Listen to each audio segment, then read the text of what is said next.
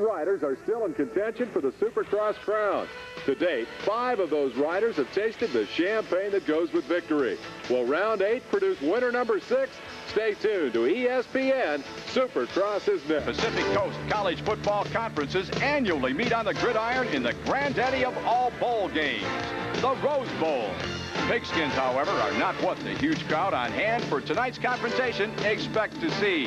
Hello, everyone. I'm Larry Myers for ESPN. With me, Dave Despain. That huge crowd is here for the reason we are. It's Supercross, round 8 of the Camel Series. And, Dave, the action tonight is going to be tremendous. Because for a football game, Larry, the passing game will be the emphasis. Everybody knows they've got to get to the front tonight. That's where the championship points are paid. If you're looking for a great draft prospect, take this rookie kid, Matassa Fitch. He's your series point leader. And that rookie, Matassa Fitch, won his first ever Supercross 1 week ago in Las Vegas. Let's take a look at the action. And that action got started early here, right after the drop of the starting gate. Watch these Suzukis on the near side of your screen, number 6 and number 10. Number 10, Michael Rocco, smacked the back of Jeff Ward. Number 3 took him down. Ronnie Kishner, number 6, got involved in it as well. Everybody's struggling to get back and get underway. And in the meantime, the struggle up front involved number 7, pole shot artist Doug Dubach, and the eventual winner of the race, number 20, Jeff Matassa Fitch. In fact, this battle really didn't last very long. Matassa Fitch set Dubach up through this set of whoop-de-doos, took a look down to the inside and said, I can get there before he does. Perhaps touched his front wheel. In any case, set Dubach sideways, and that was basically the end of that. Because once Matassa Fitch got out front, he just took the bit in his teeth and kept on trucking. He'd never won a Supercross coming into this one. He'd been second, he'd been third, he'd been close, but he won this one going away. Left the battle for second to number 1, Jeff Stanton, and the 22 of Jean-Michel Bale. Bale was spectacular, riding at the razor edge of control, making the pass on Stanton, and he went on to a runner-up finish. All in all, the Frenchman continues to be one of the most consistent riders in this Supercross series, although in terms of style, he has been anything but consistent. He gets tired late in the races. Matassa Fitch, very, very happy with this one. Had never won a Supercross before. The point leader puts his first victory in the bag, and as the fans went crazy here in Las Vegas, this man, more and more, looks like the guy to beat in Supercross. It felt really good, getting seconds and thirds. After a while, it get a little disappointing. You know you can win. You just hadn't had the brakes. And in Las Vegas, everything was going my way. I had all the brakes and just rode really fast and smooth and came out on top, and it felt really great. I know now that I can win, and I'm definitely going to give 100% here tonight to win.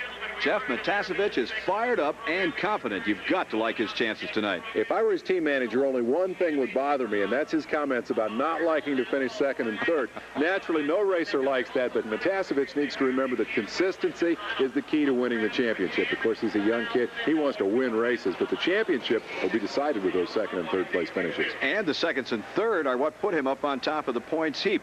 In a few moments, we'll take a look at the qualifying action that took place earlier here today. But in the meantime, let's take a look at the track built here in the Rose Bowl. Been a lot of history made between the goalposts here in Pasadena. Tonight, a lot of challenge awaits these riders. Tight corners, rough whoopty-doops, and huge jumps the fans are going to love. It's most exciting when you see it from the seat of the Scott Bike Cam.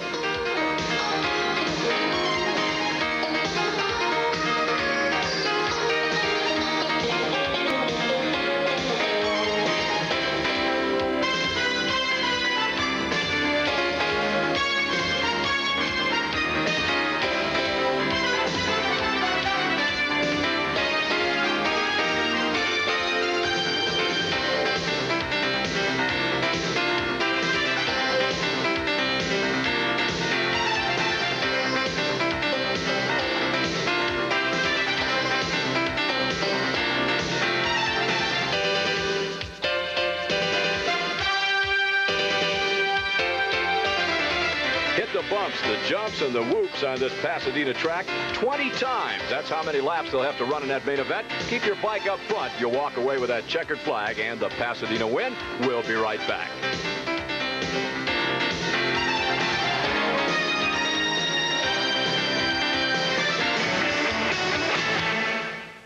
Welcome back. If you've just joined us, this is Camel Supercross time. It's round 8 here on ESPN. I'm Larry Myers, with me, Dave Despain. We're at the Rose Bowl in Pasadena, California. Now, qualifying is just around the corner, but before we get there, let's take a look at the route the riders have to go to make it into that main event. Tough route it is, too. We're looking for 20 guys for the feature. We have 3 times that many trying to get in. We start with the heat races, 3 in number. The top 5 advance to the main. The non-qualifiers go into 2 semifinals. We'll take the first and second place riders from each of those to the feature.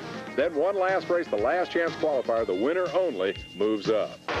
Well, let's take a look at some of that qualifying action that took place earlier today. This is heat race number 1. Now, it boiled down to a contest between a couple of first-year 250cc Supercross riders, and they went at it that way, Dave, throughout this race. Number 17 on the right-hand side of your screen. Aboard the yellow Suzuki is Larry Ward. Now, he has won one of the Supercross events this year. Did it up in his hometown of Seattle. The man he's fighting with, number 11, Mike Kidrowski, the defending 125cc outdoor national champion. You can throw all that away, though, when it comes to indoors and Supercross time. Kidrowski and Ward throughout this heat race provided all kinds of action. And look at this on the last lap. Almost taking Kerry Mulligan, number 178, who was parked sideways on the track, almost taking him out of the picture entirely. Headed for the checkered flag, Larry Ward with a slight lead over Kidrowski. He's going to bring it on home, and he'll win the first heat race of the evening. This is a great setup for the main event for Ward because it gives him that confidence. He knows he can beat Kidrowski. Mike has struggled this year in Supercross. He's been great outdoors, but indoors he seems to have a little problem with his timing and his rhythm. And you see there, he's just a little out of shape going into that corner. He's not really in position to try to make the pass, and so Ward says, nah, nah, nah, nah, nah, and takes the heat race win. It was a mighty happy Larry Ward, too. Great cross-up. Mike Kidrowski finishing second. That's where he was throughout most of that heat. Dubach third, Guy Cooper fourth, Eric Kehoe captures the final transfer position. He's riding as a privateer Honda this year. That's Jeff Stanton in heat race number 2. He's the defending Supercross champ. He's the only rider on the track with a number plate, a different color. His is blue, the designation of the Camel Supercross champion. The rest of them, of course, are white with black numerals. He's followed by number 22, Jean-Michel Bale, his Honda teammate. Now, teammates are teammates, but when it comes to racing, well, teammates really don't get into the picture, Dave. This is every man for themselves. Well, it certainly is, and it's interesting that these two guys have ended up racing each other so often this year. Perhaps it's the fact that their bikes are equally matched. Maybe Bale, the less experienced Supercross rider, tries to follow Stanton and figure out what he's doing right and wrong. Maybe he figures he's a good guy to learn from. In any case, they've had a bunch of battles this season, and they've got another one this time in the heat, and as they're in the last lap, Stanton clearly has the better of it. Bale dropping off the pace very late here and settling, I think, for second. He doesn't want to take any chances. Well, it was just 1 week ago in the Las Vegas main event. Those positions were reversed. Jeff Stanton running in a number 2 position after being passed, I should say number 3. He was passed for the number 2 position by Bale, and he settled for that 3rd spot. So Stanton takes qualifier number 2, followed by Bale. Johnny O'Mara, 1984 Supercross champ, finishes 3rd. Denny Stevenson, a 125 rider on the East Coast, but riding 250s on the West, finishes 4th with Mike Fisher in the number 5 position. Heat number 3, there's our Supercross series leader out of La Habra Heights, California, Jeff Matassa Fitch, rider number 20, and he's chased by his teammate, Jeff Ward. Luck of the draw. A lot of times you end up with heat stacked by teams, and this way it turned out with Kawasaki having the nod in this one. The interesting story here is the matchup of the youngster and the veteran. These guys ride together, they train together, but when they get on the racetrack together, they are perhaps each other's bitterest rivals, and Ward talked about that earlier today. Well, he's my teammate, and I think we've raced together well up till now, and we're out there to win the race. And I treat him as I would any other rider on the track, with respect, and I don't go out there to take anybody out. I'm just out there to win, and I do what I have to win, and it's never a cheap shot. Well, if cheap shot is on your mind, you can bet that it's not going to be with a teammate, particularly among these two riders. Ward has worked with Matassa Fitch throughout the season. Now watch as Ward gets a good drive out of that corner and through the whoops. Looks like he's got the pass made, and in fact, if he had been racing anyone other than Matassa Fitch, I think that he would have made the pass. He'd have taken him clear up to the bales and even pushed him off to the track probably, and that wouldn't be called a cheap shot. It's just good Supercross racing. So Ward letting up just a little bit when he's battling with Matassa Fitch. You know, it's almost as if Ward was trying to pressure Matassa Fitch here. He could have gotten around him twice there, Larry. I'm convinced he had a better line, and he had as good a drive, and it seemed like he just let Matassa Fitch go. That's very unusual for a competitor of Ward's capacity, and maybe I'm reading it all wrong, but it almost looked like he was content to follow Matassa Fitch in places where he could have passed him, and it may be part of that training program that you're talking about. Ward is passing on what he's learned from his many years of experience to the new emerging Kawasaki star. Well, Ward is a veteran. Now, we talked about that earlier. He knows, number one, in a heat race that you have to get out of that heat race in order to qualify for that main event. You don't get any points. You don't get any money. You know, there's nothing there except a couple of guys running across the track right now. They're playing dodgems at about 50 or 60 miles an hour with motorcycles. Yeah. But you get nothing for winning that heat race other than a better pick on the starting gate.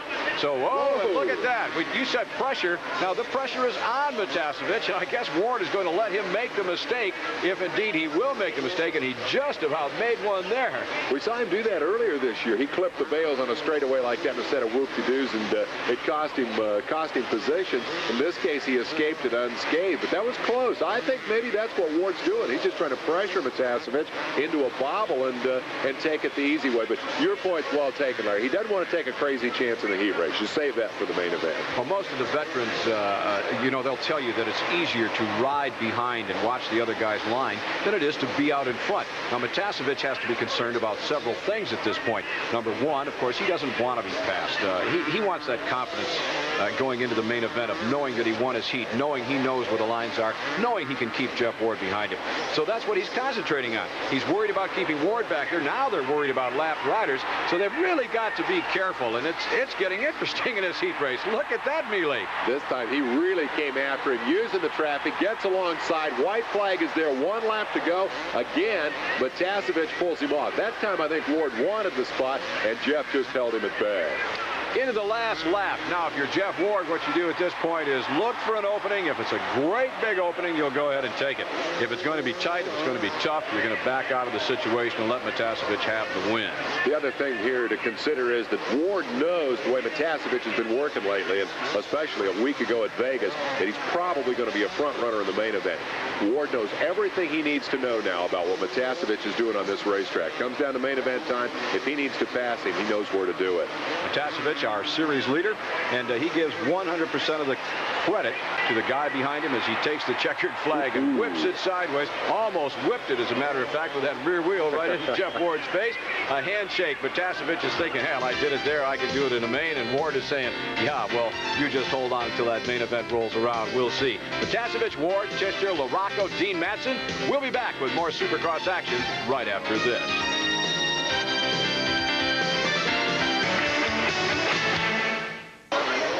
Welcome back. I'm Larry Myers. With me, Dave Despain. We're in the Rose Bowl, Pasadena, California. It's round 8 of the Camel Supercross Series. This is the first semifinal. Earlier today, we looked at the heat races that position riders into the main event. Now, if rider did not make it out of that heat, he comes back, rides a semi. The top 2 finishers here make it to the main. Right now, Gordon Ward is out front. He's number 138, running in a number 2 position. Number 30, Larry Brooks, and Keith Bowen running in 3rd. Now, watch what happens coming up. Dave, this is a sample of what we talk about. We talk about rookies and veterans. The rookie is Ward in this case.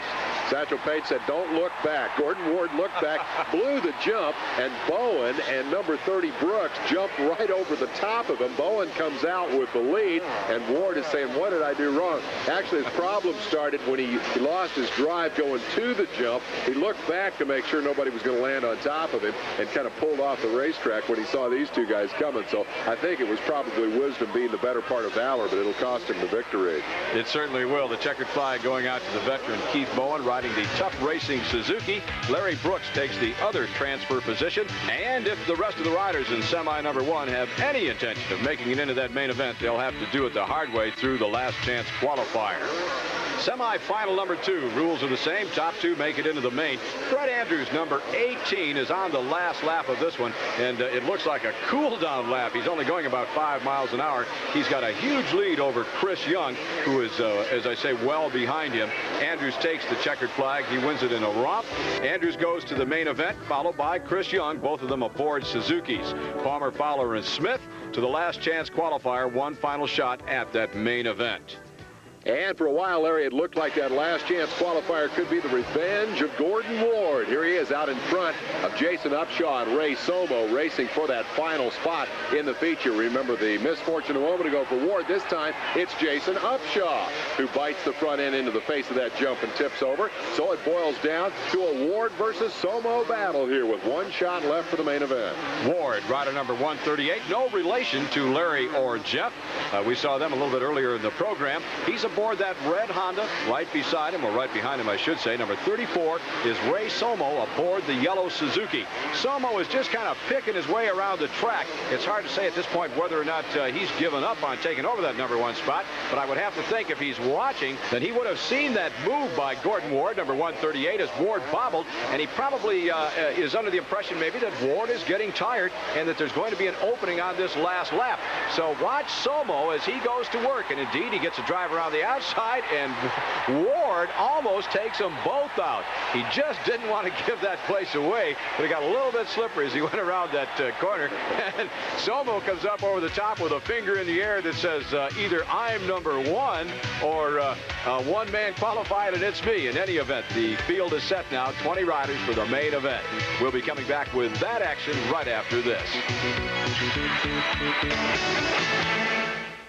Welcome back. I'm Larry Myers. With me, Dave Despain. We're at the Rose Bowl in Pasadena, California. Not for football, if you've just joined us, but for Supercross. It's round 8 of the Camel Series. Dave, from time to time during the series, we've talked to Supercross fans about why they come to Supercross events, what they like about it. We found one thing, they're very loyal. Now, we've met a fellow here in Southern California, I think, that might be the #1 loyal fan. I think without a doubt that title has to go to Bob Langan.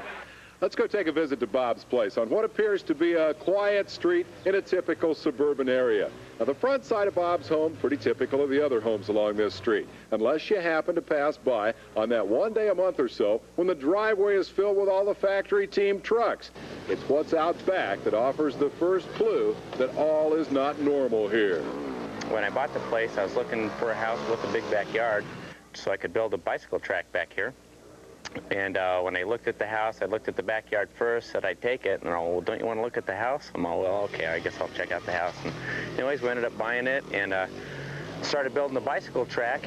And before too long, we started riding the XR80s around, and I kind of parked the bicycles and just kept the XR80s. Known as Langtown, this 600-foot racetrack is a backyard work of art. It has 9 corners. There are 8 big jumps, an announcer's tower, a Supercross tunnel, and genuine Supercross decorations that consistently draw a patio, standing room only crowd.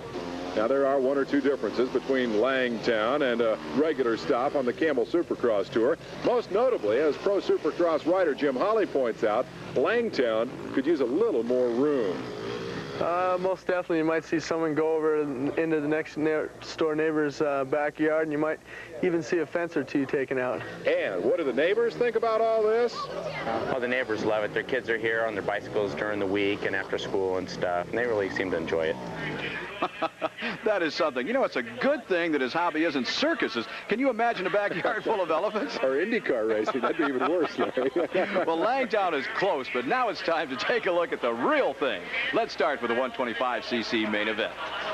All right, down at the starting line, riders getting ready to move off on their parade lap. There goes last week's winner, number 125, Jeremy McGrath. And right behind him will come the Western Division Series point leader. Number 26 is Ty Davis. Here's the way the points stack up. Davis way out front over Michael Craig, whom you'll see before this night is over, I'm sure. McGrath's win last week moved him up into 3rd. Jeff Hemming and Kyle Lewis are the rest of the top 5 as we get set for the drop of the gate, Larry, and the start of the 125 feature. We've not talked much about the 125 class to date. We'll catch you up on that in just a little bit. There's Buddy Antonez, rider number 60. Next to him, Jimmy Gaddis. Now, there are a couple of riders, both of them, that have been riding hurt. They have both broken their wrist this season. So Suzuki was plagued with kind of the breaks there.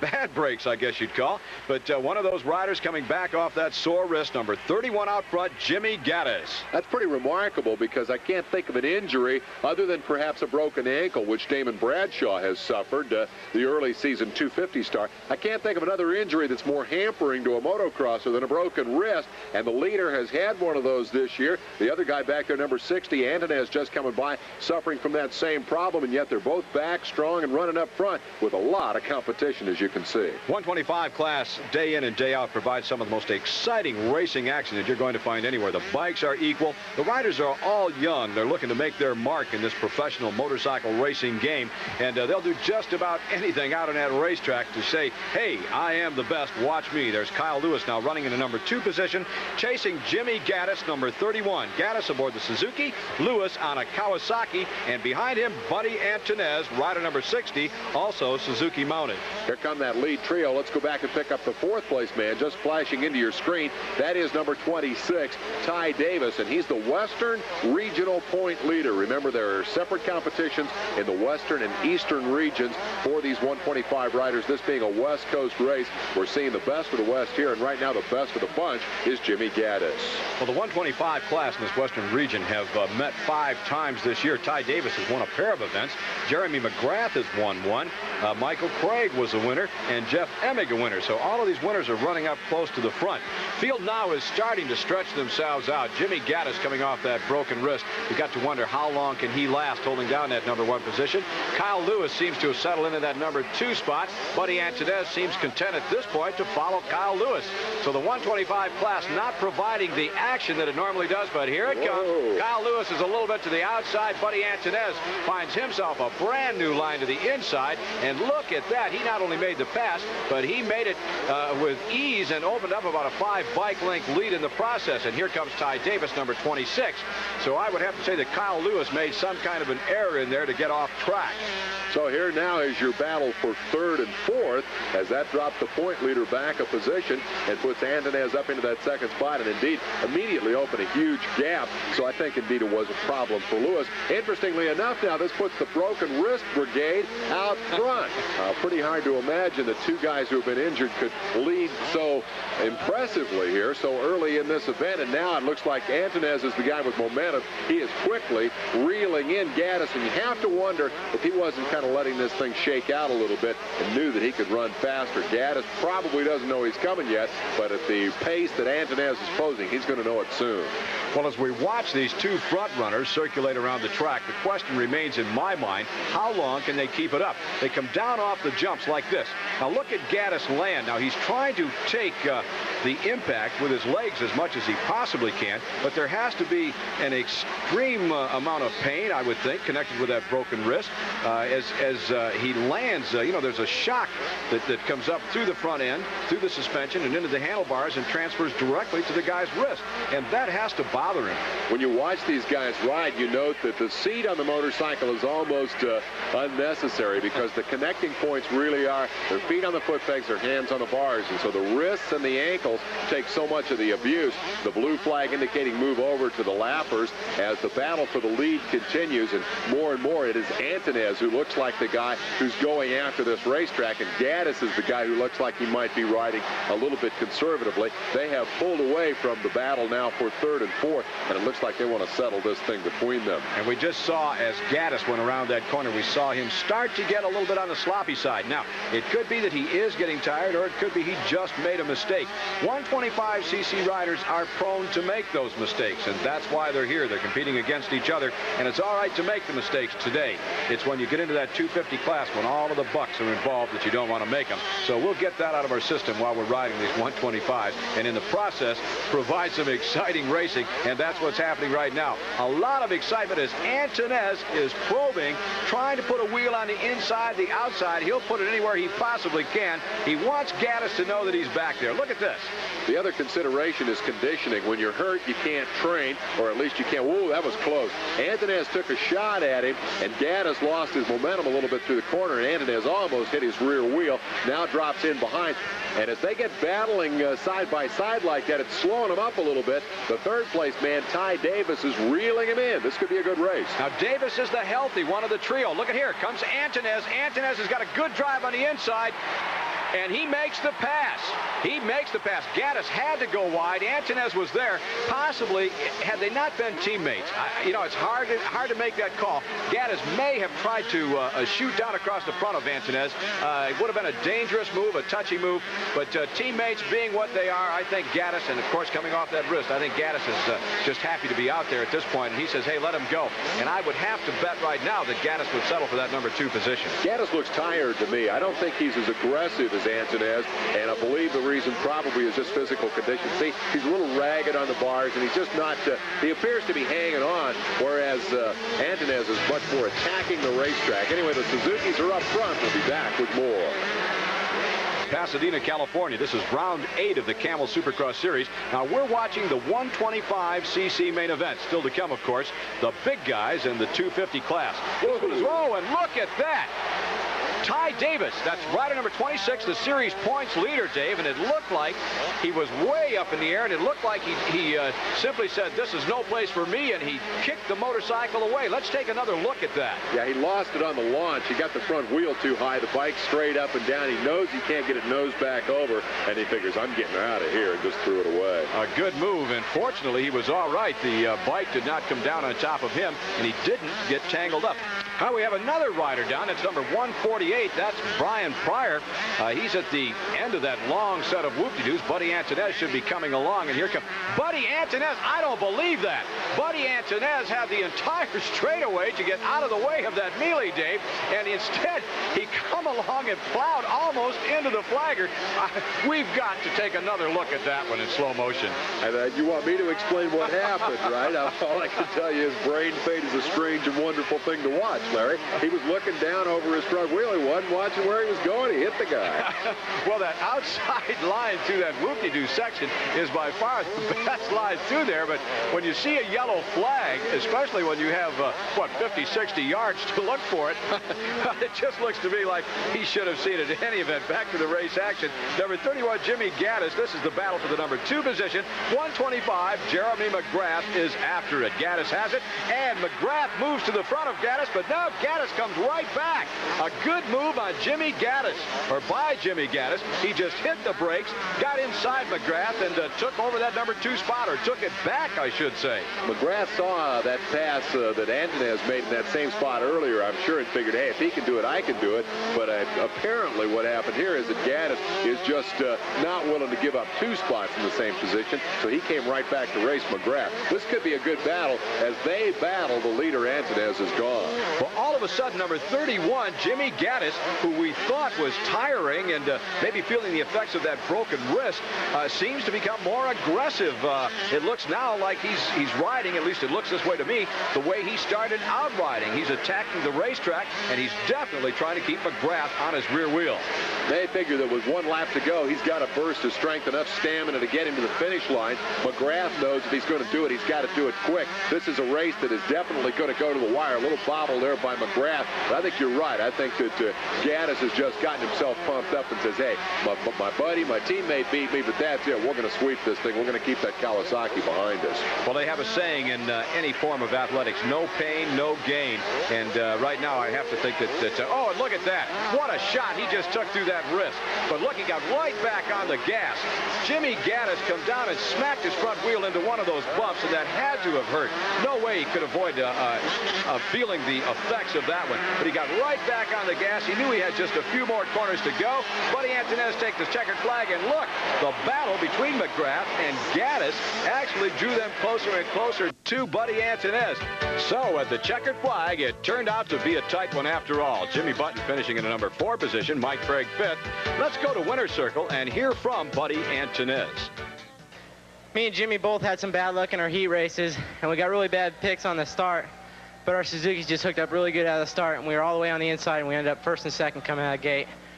And, you know, I was in 2nd, and I knew Jimmy's wrist was hurt, so I kind of didn't try and take everything too fast. I tried to take my time and just try and pick away at him.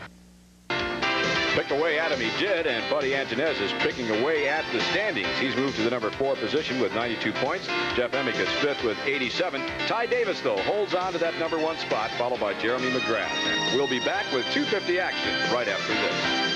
To Spain, that is Jeff Ward. We're about set for the 250cc main event at the Rose Bowl in Pasadena, California. It's Camel Supercross time. This is round 8. The riders are on the line preparing for their start in this main event. They're taking their parade lap as we take a look at the standings.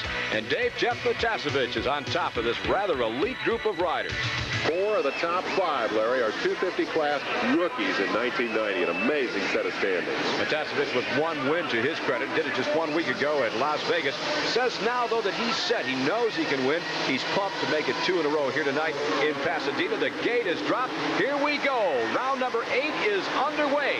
20 riders streaming on it. Oh, and we've got a pile up in quarter number 1. That's Guy Cooper, rider number 4, and Dean Matson are the 2 riders involved. They come around the corner and just kind of collided. There was no place for them to go. A drop-off on that left-hand side, and both of them did just that. Dropped right off the track. Meanwhile, out in front, it was rider number 3 and is rider number 3, Jeff Ward. Ward, he has stolen the whole shot. He's followed by Ronnie Tishner, number 6. Behind him, Larry Ward, number 17. Then rider number 1, our defending champion, and Matassa Fitch is tucked into that number 5 spot, and another crash. Fall off among the back markers there. Missed the number as the leaders come over start-finish. Ward with a hole shot. That could be bad news for these guys.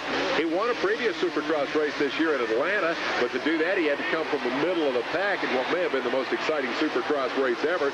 Tishner with a solid second. Here's Matassa Fitch. Inside move on Larry Ward. Remember the Seattle race when those 2 got together. And Larry Ward looks to his right. He sees Matassa Fitch there, and it looked like in midair he grabbed a little bit of throttle, because when he landed, the bike just kind of leaped ahead of Matassa Fitch. He holds on to the number 3 spot, at least temporarily. So that's the way we've got him. It's Jeff Ward out front. Ronnie Tishner aboard the Suzuki in second, another Suzuki in third. That's Larry Ward, and then another Kawasaki. That one belonging to our series points leader, Jeff Matassa Fitch, from La Habra Heights, California, running in a number 4 position. We have got a battle royal here in Pasadena. Tishner really charging from that second spot. He doesn't want to let Ward get away. Right now, that's the critical thing. When you've got a hole shot like that, you don't have to battle the traffic. Tishner has nobody to worry about except the man in front of him. He wants to set the same pace that Jeff Ward is running and be in position to challenge later in the race. Larry Ward, meanwhile, wants to catch his teammate. Everybody's got to go to the front in these early laps. You can't start thinking about staying where you are. The rider right now that I think is riding the most aggressively is the guy in the number 4 spot. That's Matassa Fitch. And Ward bobbles. He almost threw it away right there. Matassa Fitch is not content to follow these other riders. Now, you'll notice that Ronnie Tishner and Larry Ward are following in the same line that Jeff Ward is giving them. But Matassa Fitch is going wide. He's going down short. He's doing whatever he can to try to get around Larry Ward. He doesn't want, as you said, he doesn't want Jeff Ward to get too far out in front of him. He wants to win this one, wants to make it 2 in a row. They trade mistakes there. We saw Ward get real sideways a moment ago. That time it was Matassa Fitch who bobbled a little bit and lost some of his drive. So for the moment, the top 4 have stabilized.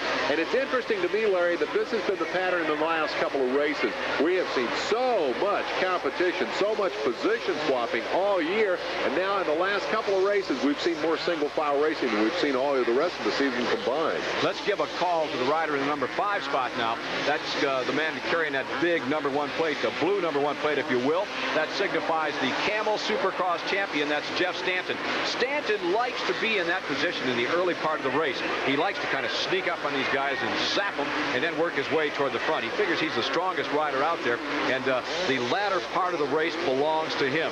Now, Stanton is right where he wants to be. Matassa Fitch would like to make a move on Larry Ward. He'd like to move up 1 or 2 more positions. Does not want the field to get away from him. Meanwhile, the guy in the most enviable position is out front. That's Jeff Ward. Ward from San Juan Capistrano, 2 times a Supercross champion, is making mincemeat. He's making hay while the sun shines, so to speak, of this Pasadena track. He's got to be tickled to death to be out front. It's been a long time since he's had a hole shot. spot. Matassa Fitch is definitely the guy who wants to make some moves as the series point leader. He's not used to running fourth. He's been a second and third place guy most of the campaign, won at Las Vegas to claim his first victory. He's not used to having this many people in front of him. They're already picking up some lap traffic here, and I look for Matassa Fitch to make a couple of moves. He has not made them as yet. Well, right now, the man in a key position is rider number 6, Ronnie Tishner. They can't get around Tishner. There you see Ward going to the inside. He tried to make a move on Tishner. Look at that. And he actually hit Tishner. I think he hit Tishner. We'll need to go back and take another look at that one in slow motion to see exactly what happened. But Ward went down. Tishner, meanwhile, goes on his merry way, holding on to that number 2 spot. Dave, let's take a look at that instant again. Let's see if we can see it in super slow motion. Watch the front wheel of Larry Ward. That's going to be the key. Yeah, right there. He touched for just an instant. That stopped the wheel long enough that it skidded out from under it. And he was on an angle, and that didn't help matters at all. So Ward goes down. He's toward the back of the pack now, or middle of the pack, and we'll be right back. There's with me Dave Despain. We're in Pasadena, California at the Rose Bowl. Round 8 of the Camel Supercross Series. The 250cc main event is underway. Jeff Ward is the leader. We caught just a glimpse of him as he disappeared over that jump. Ronnie Tishner, number 6, was in second, but Jeff Matassa Fitch, the points leader, squared it off underneath Tishner, and he takes over the number 2 position. That was a pretty daring move by Matassa Fitch. He'd seen that opening there every lap, but had never had the courage to take it. He got through clean. Give him all the credit in the world. It was a very, very nice pass. And meanwhile, Tishner, running at number 3 spot, is now feeling the heat of our defending Supercross champion, Jeff Stanton. And Stanton, from his vantage point, saw that pass. Now, he knows that that hole is there. It'll be interesting to see what Stanton does. He looked to the inside there as Matassa Fitch now has clear sailing. He'll pull away real quickly from Tishner and try to reel in his teammate Ward, and that'll be the key. Did he make the move in time? Meanwhile, Stanton, knowing that likewise those Kawasaki guys are getting away, he's got to get around Tishner if he's going to do any business. Our front runner is Jeff Ward. Behind him, Jeff Matassa Fitch. You're looking at number 6. That's the Suzuki of Ron Tishner. In 4th place, it's Jeff Stanton, rider number 1. Then running in a number 5 position, number 22, the French world champion, Jean-Michel Bayle. Bayle has gradually closed on this group of front runners, and he could be a factor in this one before it's over. Look at Bayle. He actually got to the inside of Stanton on that one. It looked like he was trying to take some kind of measure of Stanton while Stanton was worrying about Tishner. Ward, your leader, getting away with just a brief glimpse as we stay with this action in the back. Actually, not in the back. It's 3rd, 4th, and 5th, but the point is they're a long way back from Jeff Ward, and that interval is growing all the time because they just haven't been able to get around Tishner and move on.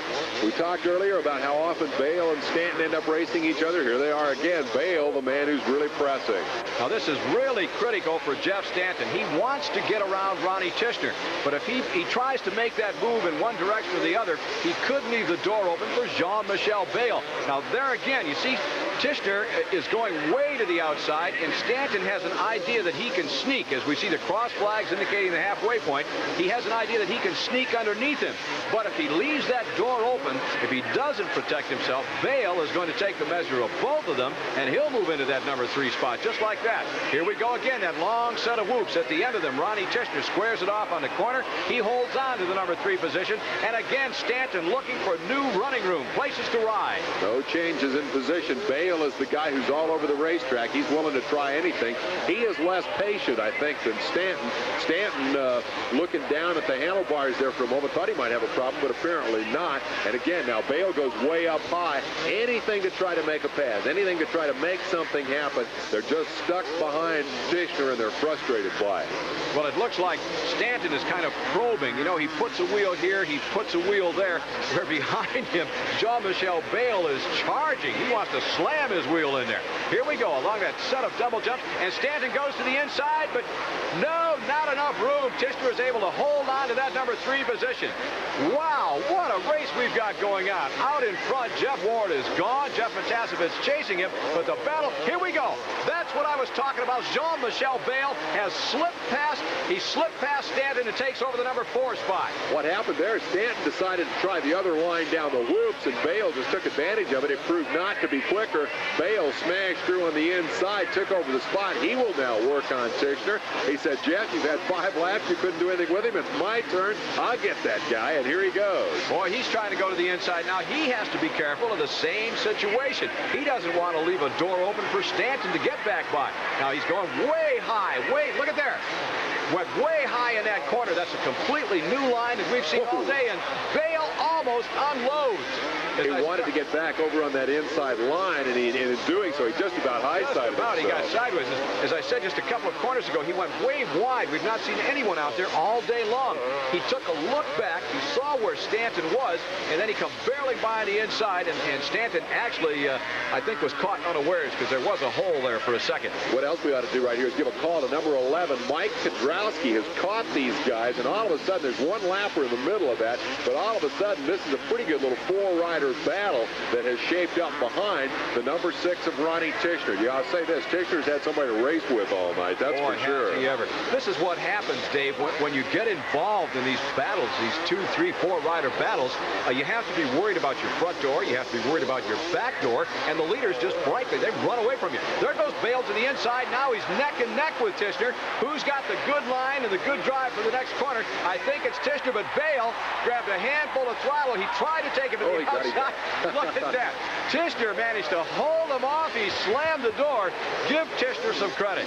You bet. He's a newcomer to this series, newcomer to the class. His teammate, by the way, is catching back up here. Number 17, Larry Ward. Keep an eye out for him. He'll be in the back of this group of riders in the yellow colors. Remember, he crashed earlier, but he is regrouped and is coming back. Here's Bale launching another attack on Tichenor. Face it, they're racing for third. As this battle rages, they've let the Kawasaki's get away. Bale tries the line that cost Stanton a spot earlier. Tichenor beats him to the exit. Well, you need to get up high. You need to get that drive out of that corner. Unless I believe that there's almost enough room there for Bale to put a block pass on Tichenor. There he goes to the inside. There, he made it stick this time. A good move by Jean-Michel Bale. Now, I'll tell you what, he's a technician in every sense of the word. And the action will continue right after this. Closing moments of an extremely tight and exciting battle for the number 3 position. Jean-Michel Bale holds it. This is Camel Supercross. Bale is number 22. Ronnie Tichenor, number 6, is back in 4th. He had held 3rd throughout most of the race, but Bale, just before we went to commercial, made the pass, taking over that number 3 position. And Tichenor still has his hands full. This time it's with Mike Kudrowski, who is now holding that number 5 position. Kudrowski has worked his way around both Larry Ward and Jeff Stanton and is the man on the move. Ward has come from deep in the pack after crashing earlier, but Tichenor, as we said before, has had somebody to race with all night long. Leaves the door open a moment. Kudrowski cannot get through, and that has been the battle to watch since the offset here. And there he goes. Another move by Kudrowski. Up over the top of that finish line jump, and it looked like Kudrowski may have taken a measure of Tichenor, and indeed he did. So Kudrowski now takes over that number 4 position, drops Tichenor back to 5th. Tichenor has to feel like the bad end of a pinball machine. He's been beat up some tonight for sure. 3rd place man is Bale. Here come the rest of that pack streaming behind. It is now Kudrowski 4th, and then Tichenor 5th. Stanton is 6th, and Larry Ward is 7th. We caught a glimpse of Ward. He was on the extreme right-hand side of our screen. Now, no one has been riding on that side of the screen all night long, or that side of the whoop-de-doo section, I should say. But Ward is looking for new lines, and right there we saw several laps ago, we saw Ward actually fall in trying to pass Tichenor. This time he made another mistake, and Jeff Stanton got back by him. So that battle continues, and these points are critical, especially for Stanton. He is the 2nd-ranked rider in the series. He doesn't want to be in 5th place. He wants to get by a couple of these guys. As long as they're close and tight, you can keep thinking that, well, okay, I can pass 2, I can pass 3, even though the laps are running down. Fact is, he's not been able to pass much of anybody. Here he is out there in that odd line again, trying to do something. Well, in this round 8 of the Camel Supercross Series here in the Rose Bowl in Pasadena, California, Jeff Ward took the early lead, and we've not even seen Ward all night long because the battle has been so good back in that 3rd, 4th, 5th, 6th position. Look at that. They're still tangling. A pair of teammates looking for every inch of the racetrack that they can possibly gain an advantage on. And now you see Eric Kehoe looking back. Kehoe's a lap rider, number 19. All Kehoe wants to do at this point is get out of the way without getting run over. And here comes Larry Ward. Ward is back in that number 4 spot. He made the pass in traffic and used Kehoe a little bit, and now I think Tichenor's getting tired. He missed the line on the whoops, got sideways. Stanton got by as well. Face it, this kid's been under tremendous pressure for a lot of laps, and I think it's finally begun to get to him a little bit. Throughout this entire race, we can go back to that. For a while, it was second, third, fourth, fifth, and of late, it's been third, fourth, fifth, sixth, and so on. Dave, you could have thrown a blanket over him. Well, relief is on the way for Tichenor and the rest of them because the white flag is out. Just one lap to go as the leaders, Jeff Ward and Matassa Fitch. Ward by himself here, his teammate following along in second. Ward got a hole shot, and that was what it was all about tonight. He hadn't had a hole shot since I don't know when. Certainly not all of this year, probably most of last year when he was injured. May have to go all the way back to his championship season to remember the last time he got out front and had as clear sailing as this, and obviously he's not forgotten what to do when he gets one. Well, let's quickly point out that's Guy Cooper right behind it, number 4. Cooper is a lap down, and Ward is already tasting the champagne of victory. He's waving to the fans as he crosses the finish line. A double pumper, both hands off the bars. Ward takes win number 2 of the year. Matassa Fitch gets second, and that's going to cement his hold on the leaderboard. We'll be back to wrap this one up. Winners in round 8 of the Camel Supercross Series. Jeff Ward took the checkered flag, win number 2 of the season. Right behind him, finishing second, was Jeff Matassa Fitch, his Kawasaki teammate. Jean-Michel Bale finished third. Mike Kudrowski was fourth, and Larry Ward rounding out the top 5 in round number 8 of the Camel Series. Let's take a look at the rest of the top 10 here. Stanton, the series champ, comes home 6th. Tichenor, LaRocco, O'Mara, and Fisher rounding out the order. And let's find out from Jeff Ward about that whole shot. It's really nice to be out there where there's no traffic and I can pick my lines and not ride tense and have to waste all my energy taking the tough lines to pass traffic. And that's what it takes. That's why there's so many guys out there that can win when they get a good start, and I just got that start tonight. And here is the impact on the standings as Jeff Ward moves into a tie with Jean-Michel Bale for 4th place in the rankings, 118 each. Jeff Stanton now has a partner in 2nd place as Larry Ward moves into a tie there. Matassa Fitch is still your point leader as the series moves on. And more the question is, can anybody do anything with this guy? Jeff Ward wins his 2nd event of the season, but the key is the 2nd place taken by Matassa Fitch. Certainly the key in terms of points because Matassa Fitch extends that point lead. Consistency is the key. The kid is just a rookie, and he hasn't cracked, and that's what it's all about. I think Ward will win more races. I think Stanton will win more. It's not over yet. Well, we'll have those wins in upcoming weeks right here on ESPN as the Supercross Series continues. Next week, we're headed for Dallas, Texas, and round 9. Hope you'll be with us. For Dave Despain, I'm Larry Myers. So long until next week.